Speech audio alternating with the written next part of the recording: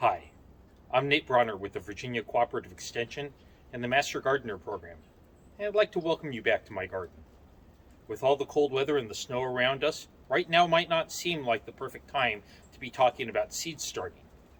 But in actuality, we're about 10 weeks from our last average frost date in the Hampton Roads area, which usually comes between April 5th and 15th. Which means that right now is the perfect time for you to think about starting plants from seed if you're going to be putting them into your garden come the springtime. Not all plants, though. Right now is a great time for things like peppers or eggplants, perhaps thyme, or some annual flowers and perennials that you're going to be transplanting into the garden. If on the packet it says start 8 to 10 weeks before the last frost date, right now's the time to be starting them. But not in just any conditions. You need the right conditions in your house to be successful with your seed starting. What do you need? Starting plants from seed isn't overly difficult. In fact, you only need 4 things to succeed at seed starting. You need a good potting soil or seed starting mix. You need the appropriate amount of water. You need dedicated light for those plants, about 12 to 14 hours of light dedicated to those plants, and you need the appropriate temperatures.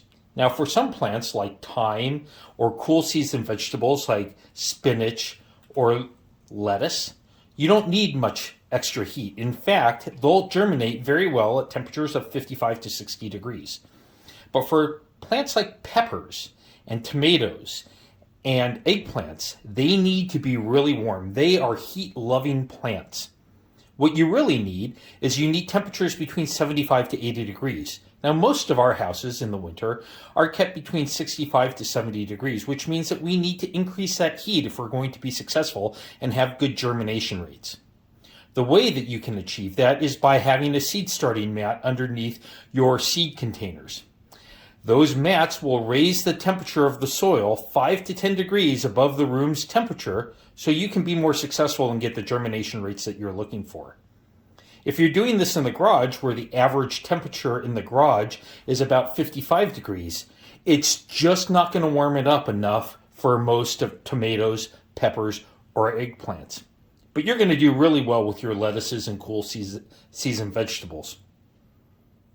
If you would like to learn more about this, check out my other videos on my YouTube site or on the Master Gardener page about seed starting, or come to one of our lectures at the York County Libraries or at the Poquoson Public Library that we're going to be doing in February and March.